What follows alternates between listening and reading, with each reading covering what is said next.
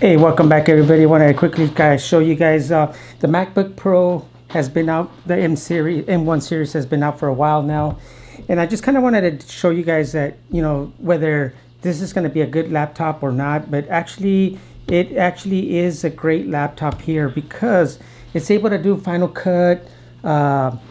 If you work in Final Cut Pro, it's fast under Final Cut Pro. If you use Premiere, it's a little bit using Rosetta, but it actually still is very fast.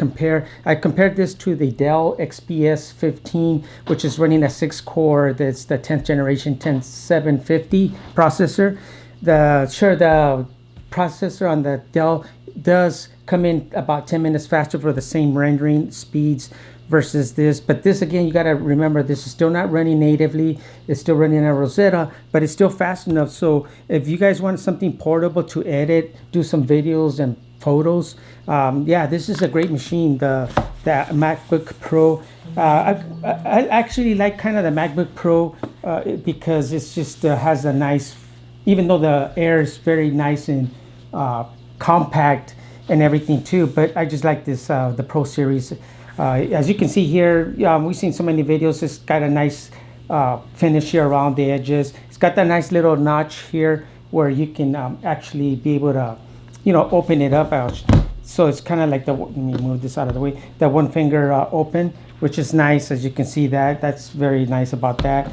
And as you work your way around, you know, you got your two Thunderbolt ports here as well. In the back, there's nothing here, and underneath here you can kind of see where the exhaust, it's only got two openings here, which is not opened all the way. But again, this does not heat up as much as a traditional Intel processor. Runs very cool. It does get warm when I've been doing my videos and testing it out, but it's not upgradable. The only thing is, like on the other older Intels, also were not upgradable, but on a PC like on a Dell, you can upgrade the SSD drive and the RAM.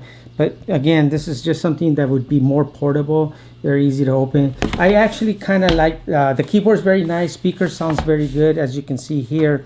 It's got the nice big trackpad that we always looking for. And I know they're going to get away with this touch panel here. I actually kind of like this because I've normally used Windows touch screens, and I actually find that very useful. Like if I want to raise the volume, I just push it down, hold it, and slide it. Same thing, lower it. Screen brightness, I would just hold it and just kind of go up and down. But a lot of people don't like this. Display is very nice. It's very good for color coding. If you're doing RGB and everything like this. So let's go. I just kind of want to show you guys. Let me log in really quickly. I don't have my fingerprint. I actually have my fingerprint set up, but I think I have to redo it because it's not recognizing it again. So, but as you can see here, I do have Premiere loaded up. I also got After Effects and everything kind of loaded up here. I got Final Cut. So what I've done, I did render this. I kind of open it up here. Maybe I'll do a quick test with the Dell and opening the Premiere. It does kind of take a long time on the Dell as well, and you can see it's bouncing up and down here. But you got to remember, this is also, it's going to be running in the Rosetta transition, so it does take a little bit to load up in there. And again, inside the box, you don't get much while that's loading up really quick. I'll show you guys. This is the 8GB model. If you guys want to get the 16, I've seen other reports. As you can see here, it's just got a USB cable here to charge it, which is nice. And you got your power brick here. It's kind of small, not too big, so it's very portable. So it's, you can use it to, you know, take around with you. That's one thing I do like about this MacBook, that no matter whether you're on the connected under power or not, you can still be able to process your video very quickly. As you can see here, let me open up this. This is the one I had set up here really quickly. Let's set this over here to the side. Okay. So what I did is I had done again. I had some some transitions and things like this.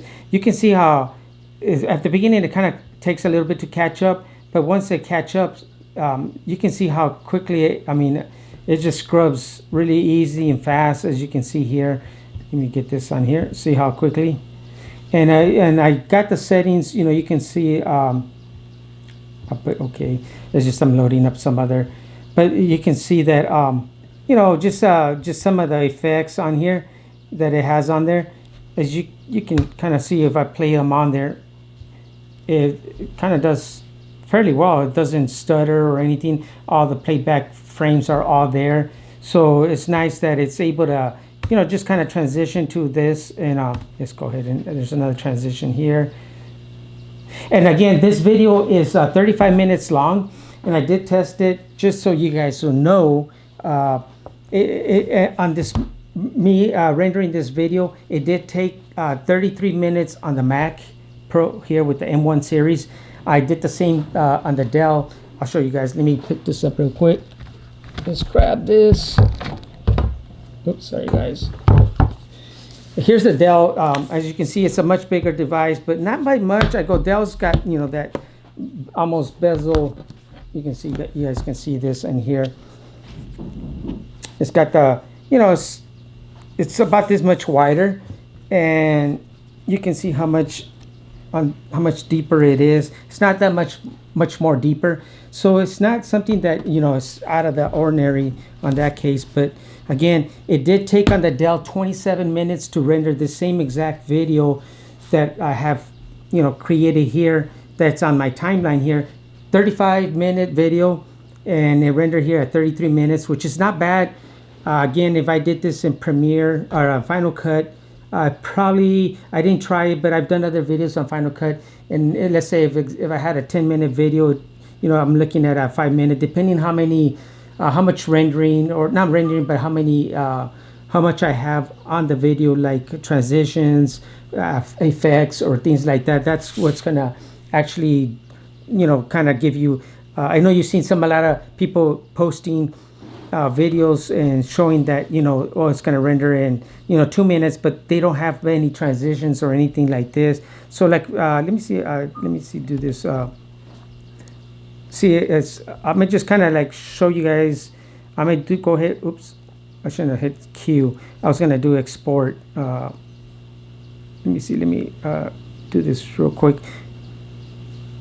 Let me see if I can bring that back up and export. Let me cancel this and show you guys. As you can see here, I have it's at H264, and I do have it on the let me move this to the side for you guys. And I do have just kind of like basic settings here. I do have VBR1 pass at 20. I find that that's sufficient for any uploading videos. And other than that, everything, I keep it hardware encoding, of course, and anything else I have on there. Let me cancel that one because I had clicked on it. You can see how much long it took for the media encoder to load up when I accidentally had hit it, which I don't mind. It's got that pause in between, but hey, you gotta remember that this is let me delete that. And it's not natively, so once they get this natively to run on this M1 processors, it's going to be a big difference. Things are going to be running faster and loading up quicker. But in the meantime, if you guys were looking for something that you want to pick up and do some video editing, yes, I know there's an MX1X or another processor due out this year. But in the meantime, I think I've decided to go ahead. I'm probably going to keep this and do my heavy lifting with the Dell XPS 15, because again, this one I can put 4 terabytes of SSD on here. I can put up to 64 gigabytes, but again, it's going to take a lot more than it does in here. But then my rendering times could be saving me like 15 minutes versus the MacBook Pro. Just so you guys, I just want you guys to know that some of these videos that you see, they're short videos, so I thought this would show you guys what it would take if you did let me see, let me do yes.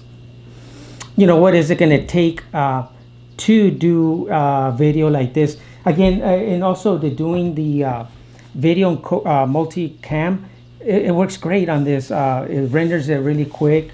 I do like it.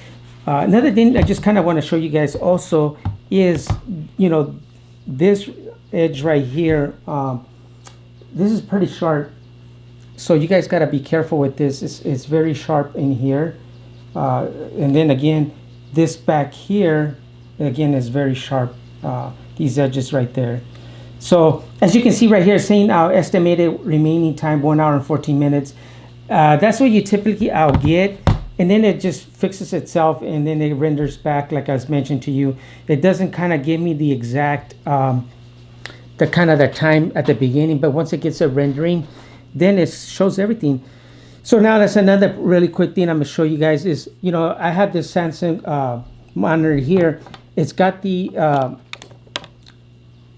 Thunderbolt cable, which is nice because now if I want to edit videos, all I need is one cable. I put it in here, and then I can just go to my monitor here, turn it back on, and then we can also render, or not render, but work on Final Cut, Premiere, After Effects, whatever you want, Photoshop on the bigger screen. And all I need is just one cable. And another nice thing too is this monitor has the capability of, has a built-in hub. So if I plug any devices in the back, it should show up here. So let's let's give that a quick try here really quick. Let me pause this really quick, and then let me get some drives, and let me go ahead. I'm gonna go ahead and cancel this for you guys. But like I was telling you guys, this does it does work. Again, it shows up, and then see, I can go ahead and drag it here, and let's go ahead and make it fill it up in here. So now I have the full be able to render here, work on my videos. Again, this goes, see how quickly everything scrubs in here. If I was, let's say for example, editing it here, I can see here on the bigger screen, and I can actually have something also working down here at the, oops, let me go back out here. On the smaller screen, let's say for example, I wanted to go ahead and do some Photoshop going on here and here. And again, I didn't want to load up let me close this out. And oops, oh sorry, I got the wrong one. It's that was the beta version. I'm not trying to use the beta versions for right now because there's so many, it's not running good with the beta versions. So I'm trying to use the kind of like the not the native ones, but the Intel based, which is using Rosetta here. So again, as you can see here, things are loading up here, and I still have I'm still working on a, let's say for example, I was working on this video here. You can see here these some of my transitions on here, and let's see, Photoshop. This is 8 gigabytes of RAM. It's amazing how much, but I think what is using, it uses a lot of the RAM from the drive itself. And let me quickly, while this is loading up, let's get me a hard drive and I'll show you guys. Let me see. And like I mentioned to you guys, I'm able to put a, let me take this cover here. We'll see if this actually works where it might recognize it. As you can see, the drive here is being recognized, but that'd be nice if it actually would show up in here. Let's say for example, I was actually working on some of these actually, let me see if I have any photos here. Sorry guys, but let's go see. Okay, I can see that it did recognize, it's actually recognized this internal C, and all I have is one cable, which is nice in here. Okay, so let's say we got this, let's go ahead and keep this rolling here. As you can see in the background that's going here. So let's say for example, I wanted to edit this picture. We're going to open with, and I'll do Photoshop here. And let's say, you know, I'm editing here. Again, the nice thing, see how nice to have one cable, which is nice. If you get a monitor, if you're looking for a monitor, get one that has a built-in hub. It's going to work great on this. As you can see here, I was able to, let's say, render, you know, mask the picture. See how quickly everything just renders here. Let me do my layers here. I can run it really quick, and let's see. As you can see here, it's running. I'll hit OK. It's gonna render right there for my filters here, and I still have this. And let's say, for example, I'm over here editing, moving this around. Let's get this back over here. As you can see, it's just look at that, how quickly, very quick. And I can jump back here, and I can just say OK. And then I got my other filters here. I can do some quick adjustments here on the levels and bring this in and hit OK. And then I can go ahead and get my brush, or actually let's get this one started up again, and then I'll come in here, and then we can just do finish it up here. And as you can see here, and then I can just kind of work on the picture here with the layers. I'm just kind of going really roughly, just kind of brightening up the picture, and look how quick. There's nothing that's slowing this down. Let me get this picture up high, make it bigger so you guys can see. You can see how that, look how nice that was. I'm actually working with this, no heat, no fan, no nothing. It does get a little bit on the warm side after a while, after I'm using it. I haven't had no issues. I'm really surprised with this, how quickly. I've connected an external mouse to this as well. I'm using the Logitech because I can program 3 different ones, which is nice. And I can see I just can kind of blend in here, do the blending, and just brightening up the picture, and so quick. And I got this, and this is an 8 GB model. Just keep that in mind as well. And being able to just hook up my drive here in the back, I can just leave this in the back, and you can see how clean this setup would be. Don't mind these other wires. These are for my other laptops. Actually, I use the Dell with the Razer external GPU. That's why it's so much faster. This is, I mean, I can use it for games I wanted to, but I don't use too many games. But if I did, the Dell XP is the one to take it and use it. And again, look how much thinner this is. And there's just if you guys wanted to get the MacBook Pro or the Mac Air M1 series, the only reason I like the touch bar here, and the other thing I do like is that this has a fan. So if I tend to use it like in this situation here, let's go another step even further. Let's go ahead and I'm gonna open up Lightroom. So now I'm gonna open up Lightroom. Let's there you go. I got Lightroom open. More pictures recently. I got pictures everywhere. Let's go to Adobe Fix, cars, and just so many pictures that I can just do here at the same time. You can see this, and then let's say, for example, I actually wanted to bring this up here on the screen.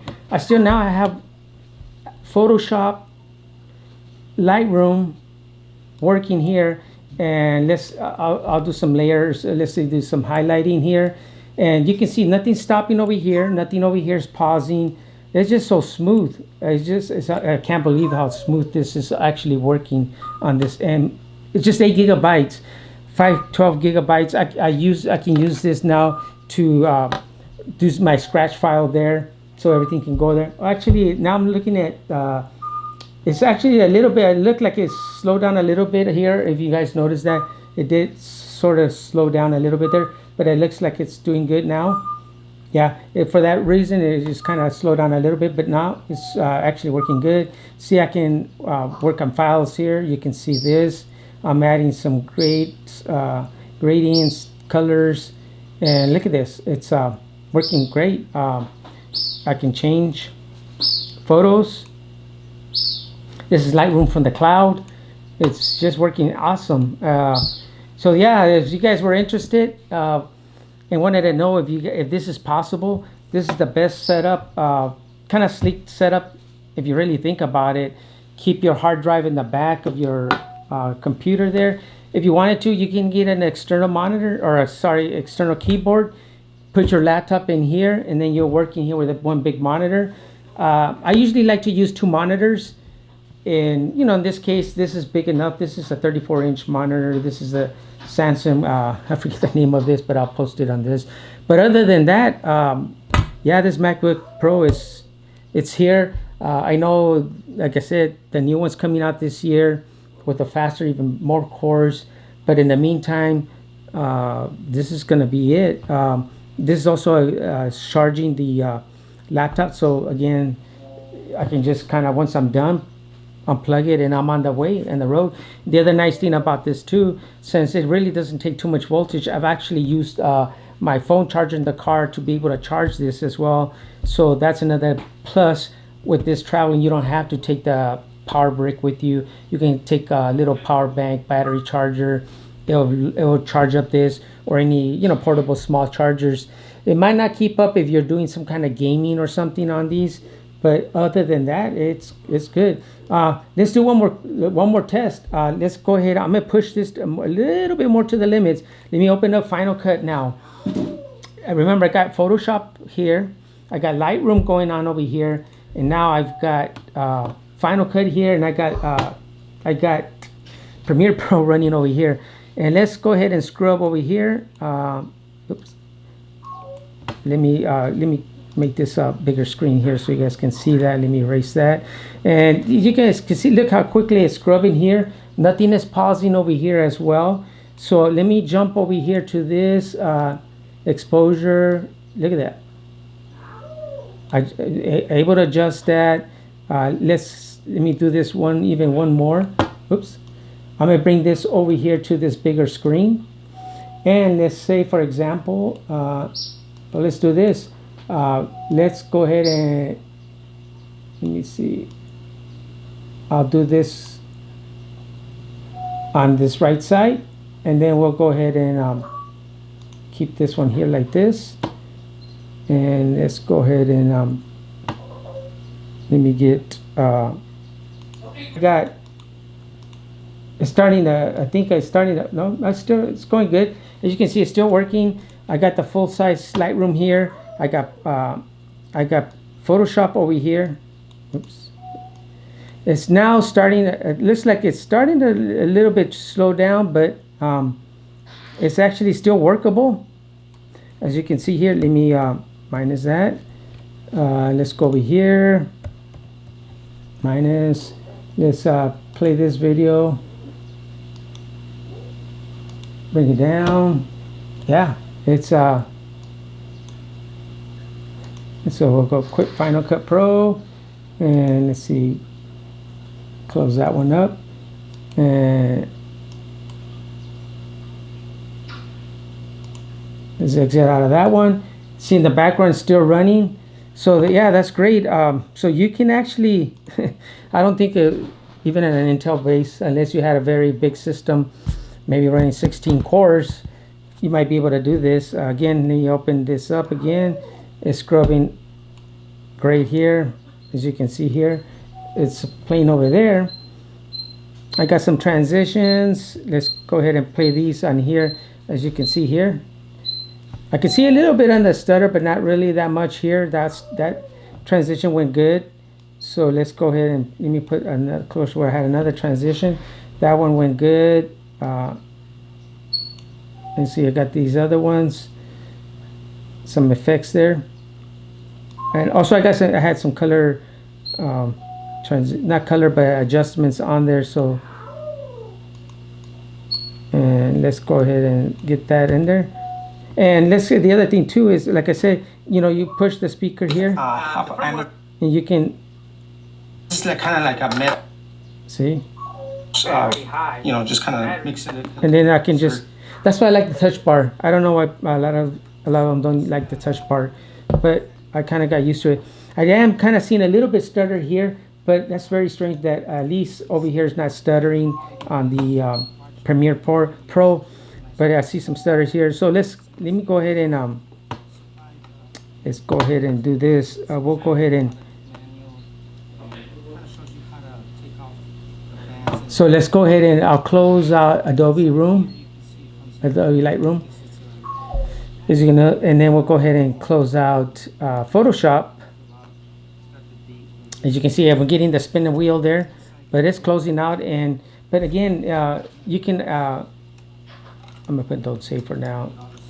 But again, if you wanted to use Photoshop and Premiere Pro, it's usable. So hope this video helps. If you guys have any questions, leave your comments below. I'm actually probably gonna end up. It's gonna be my device, my portable device here, and also my go-to devices. Hopefully this would be able to use the external GPU. That might help it in the future. So yeah, thanks for watching.